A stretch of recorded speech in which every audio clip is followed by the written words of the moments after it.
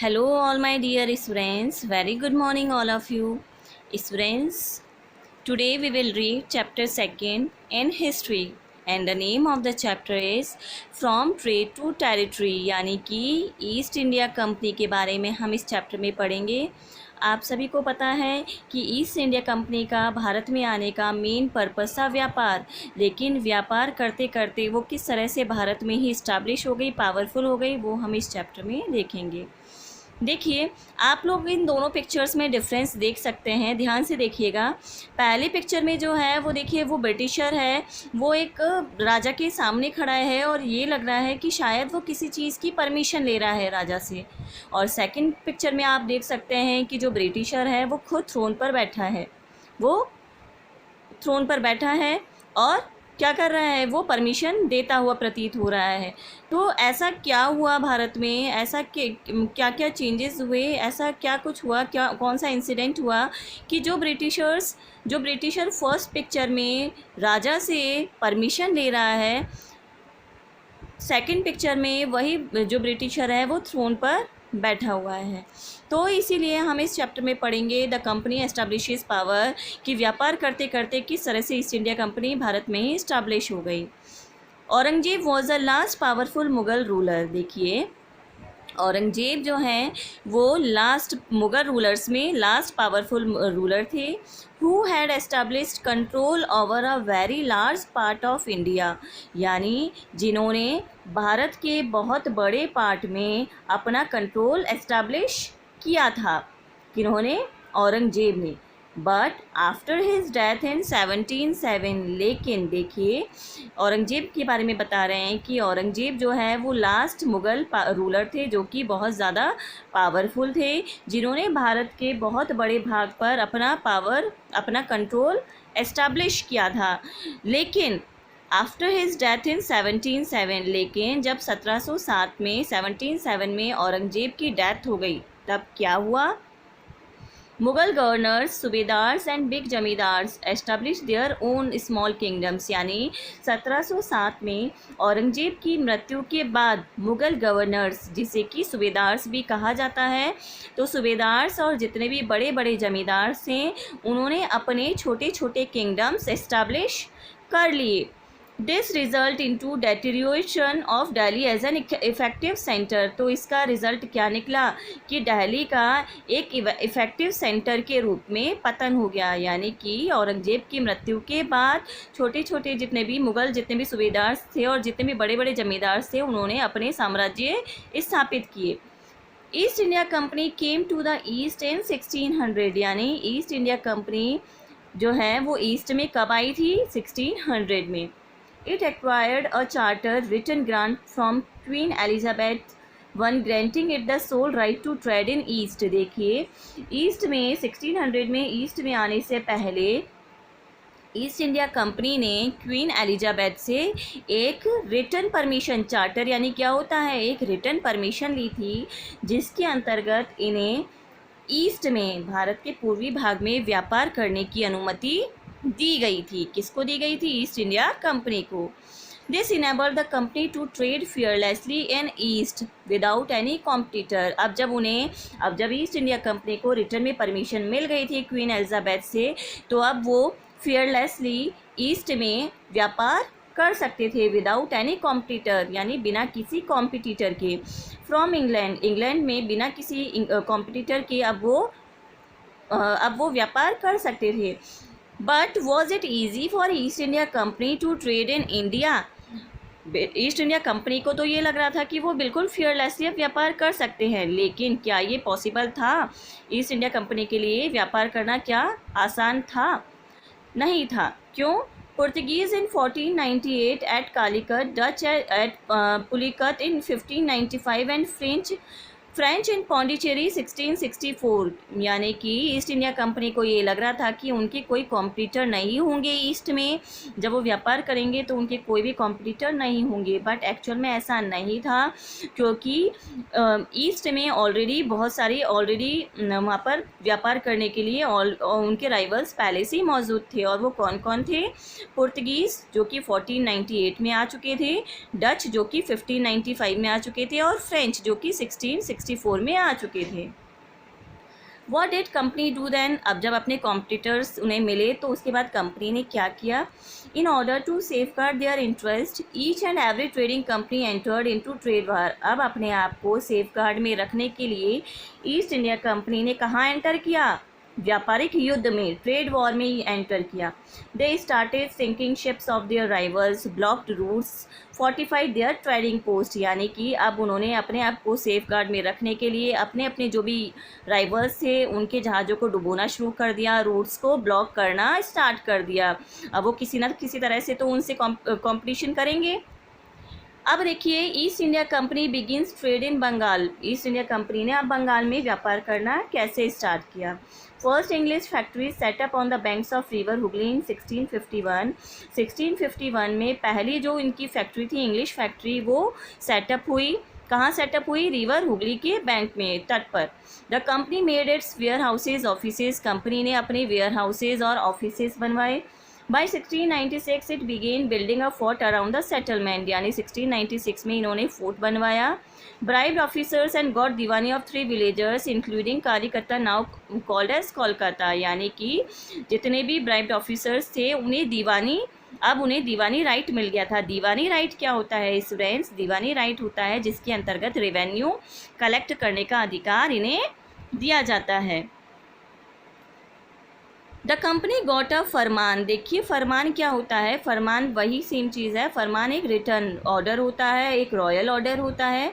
From emperor Aurangzeb to grand company the right to trade duty free. देखिए East India Company को सम्राट औरंगजेब द्वारा एक रॉयल ऑर्डर मिल गया था, एक फरमान मिल गया था, और उस फरमान में क्या था? To grant company the right to trade duty free, जिसके अंतर्गत कंपनी को व्यापार करने की अनुमति दे दी गई थी, बिल्कुल फ्रीली अनुमति दे दी गई थी।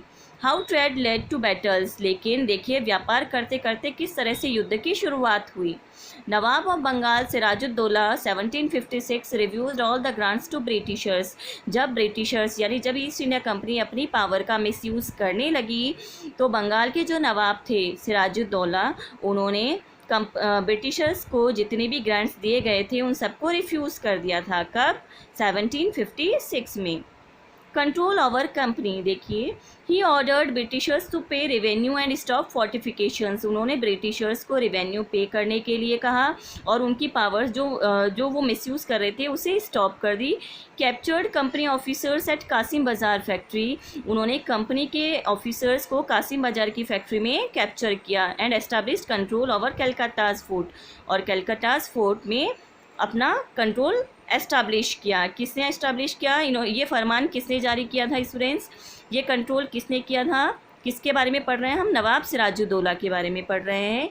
जब उन्हें पता चला कि कंपनी अपनी पावर का मिसयूज़ कर रही है तो उन्होंने अपना कंट्रोल एस्टैब्लिश किया। अब देखिए बैटल ऑफ प्लासी। प्लासी का युद्ध का क्या रीज़न था? प्लासी के युद्ध का this infuriated East India Company. The famous battle of Plassey began in 1757। जब ईस्ट इंडिया कंपनी के ऊपर कंट्रोल एस्टैब्लिश किया नवाब सिराजुद्दौला ने, तो ईस्ट इंडिया कंपनी ने बैटल उन पर आक्रमण किया, लड़ाई लड़ी गई प्लासी नाम की जगह पर। और वो कब लड़ी गई थी स्टूडेंट्स? बैटल कब हुआ था? 1757 में। Robert Clive defeated Sirajuddaula with the help of Mir Jafar. और इसमें सिराजुद्दौला की हार हो गई थी और वो हार जो है वो रॉबर्ट क्लीव ने सिराजुद्दौला को हरा दिया था। और किसकी हेल्प से हराया था? मीर जाफ़र की। ठीक है स्टूडेंट्स, रॉबर्ट क्लीव ने सिराजुद्दौला को हरा दिया था with the help of Mir Jafar, यानी कि किसकी हेल्प से? मीर जाफ़र की हेल्प से। What happened after battle of Plassey. Plassey के युद्ध के बाद क्या हुआ था? मीर जाफ़र बिकेम नवाब ऑफ बंगाल, यानी कि मीर जाफ़र जो है वो बंगाल के नवाब बन गए थे। The company was granted right to free trade in Bengal. और उसके बाद कंपनी को बंगाल में फ्रीली व्यापार करने की अनुमति दे दी गई थी। आफ्टर सम टाइम ही refuse to give any further rights. लेकिन जब कुछ समय बाद मीर जाफ़र को लगा कि कंपनी वापस से मिसयूज़ कर रही है अपने राइट्स का, अपने दिए हुए राइट्स का, तो उसके बाद ही refuse to give any further rights. तो मीर जाफ़र ने कंपनी को और कुछ राइट्स देने के लिए मना कर दिया। Jafar was dethroned and Mir Kasim became the next nawab. और उसके बाद जफ़र को ईस्ट इंडिया कंपनी द्वारा सिंहासन से हटा दिया गया और कौन बने नए nawab? Mir Kasim. But when he complained against misuse of rights it resulted in the battle of Buxar. लेकिन जब मीर कासिम ने भी कंप्लेन की कंपनी द्वारा अपने पावर की, अपने राइट्स के मिसयूज़, जो वो पावर को मिसयूज़ कर रहे थे, जब मीर कासिम ने भी उसकी कंप्लेन की तो it resulted in the battle of Buxar. तो फिर कौन सा युद्ध लड़ा गया था? Battle of Buxar between Mir Qasim and the British. किस किस के बीच में? मीर कासिम और British. In 1765 company got diwani of Bengal province. देखिए स्टूडेंट्स, अभी मैंने आप लोग को बताया था दीवानी कौन सा राइट होता है जिसके अंतर्गत रेवेन्यू कलेक्ट करने का अधिकार दिया जाता है। तो 1765 में बैटल ऑफ बक्सर जब लड़ा गया था, उसके बाद जब ब्रिटिश लोगों की वापस से जीत हो गई थी तो उन्हें दीवानी राइट्स मिल गए थे, रेवेन्यू कलेक्ट करने के राइट्स मिल गए थे। What is subsidiary alliance? देखिए सब्सिडायरी अलायंस क्या होता है? According to this Indian rulers had to keep company's army for protection. देखिए सब्सिडरी अलायंस क्या होता है? सब्सिडरी अलायंस के अंतर्गत according to the Indian rulers, जितने भी इंडियन रूलर्स हैं उन्हें अपने अपने प्रोटेक्शन के लिए जो कंपनी, ईस्ट इंडिया कंपनी की जो आर्मी है उन्हें रखना होता था एंड मेक देयर पेमेंट्स, और उनको पेमेंट्स देना होता था। लेकिन ईस्ट इंडिया कंपनी की जो आर्मी की जो पेमेंट है वो बहुत ज़्यादा हाई होती थी, और अगर मान लीजिए कोई भी राजा वो पेमेंट नहीं दे सका तो their territory was taken away as penalty, तो उनके टेरिटरी को पेनल्टी के रूप में ले लिया जाता था। Tipu Sultan the tiger of Mysore. Tipu Sultan was son of king Hyder Ali. Tipu Sultan जो है वो राजा हैदर अली के पुत्र थे and was a very strong ruler in state of Mysore, और वो मैसूर के बहुत स्ट्रॉन्ग रूलर माने जाते थे। In 1785 Tipu control the trade of Malabar coast. 1785 में टीपू सुल्तान ने मलाबार कोस्ट में अपना व्यापार कंट्रोल किया and stop the export of sandalwood, pepper and cardamom. और जब उन्होंने मलाबार कोस्ट में अपना व्यापार इस्टेब्लिश किया तो उसके बाद उन्होंने सैंडलवुड, पेपर और कैडामोम इन सभी के एक्सपोर्टेशन पर स्टॉप यानी रोक लगा दी। किसने? टीपू सुल्तान ने। और टीपू सुल्तान को the tiger of Mysore, Mysore का टाइगर भी कहा जाता है। टीपू सुल्तान को क्या कहा जाता है? मैसूर का टाइगर भी कहा जाता है। और स्टूडेंट्स, ये किसके पुत्र थे? राजा हैदर अली के। Stop local merchants to deal with Britishers, यानी टीपू सुल्तान ने जितने भी लोकल मर्चेंट्स थे उन्हें ब्रिटिशर्स के साथ डील करने पर भी रोक लगा दी। Employed French in his army in order to modernize his army, और इन्होंने अपनी आर्मी में फ्रेंच ऑफिसर्स रखे, फ्रेंच एम्प्लॉयड रखे in order to modernize his army, यानी कि इनकी जो आर्मी है वो मॉडर्नाइज हो सके, इसलिए इन्होंने क्या किया? इन्होंने अपनी आर्मी में फ्रेंच एम्प्लॉयज़ को रखा। तो स्टूडेंट्स, हम लोग क्या समझे इस टॉपिक से? टीपू सुल्तान के बारे में हमने देखा। What happen next? देखिए, to suppress him 4 wars were fought between Mysore and Britishers. अब तक हमने देखा था टीपू सुल्तान किस तरह से अपना कंट्रोल एस्टैब्लिश कर रहे थे। तो जब इनका कंट्रोल बढ़ता ही जा रहा था तो ब्रिटिश लोगों ने वापस से इनसे लड़ाई लड़ी, युद्ध लड़ा। तो जो लड़ाई लड़ी गई थी वो मैसूर और ब्रिटिशर्स के बीच में लड़ी गई थी, जिसको कि एंग्लो मैसूर वॉर के नाम से भी जाना जाता है। Between the period of 1667 to 1799, यानी ये लड़ाई कब से कब तक लड़ी गई थी? 1667 से 1699 तक।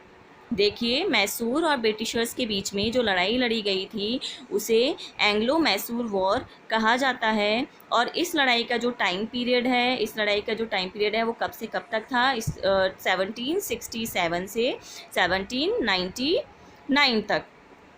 टीपू वॉज किल्ड इन 1799 इन श्रीरंगपट्टनम। जब मैसूर और ब्रिटिशर्स के बीच में लड़ाई हो रही थी तो टीपू सुल्तान मारे गए 1799 में।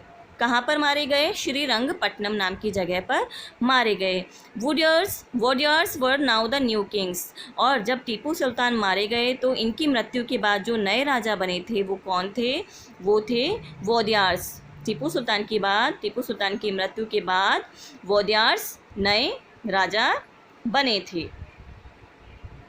British the Paramount power. East India company under Lord Hastings, Governor General 1813 to 23, initiated a policy of paramountcy, supreme power. देखिए ईस्ट इंडिया कंपनी जो है वो किसके अंडर में, जब उनके वहाँ के गवर्नर जनरल कौन थे? लॉर्ड हेस्टिंग्स, जो कि कब से कब तक थे गवर्नर जनरल? 1813 से 1823 तक। तो इस दौरान, इस टाइम पीरियड में जो ब्रिटिश लोग हैं उन्हें बहुत बड़ी पावर मिली और वो पावर थी सुप्रीम पावर की।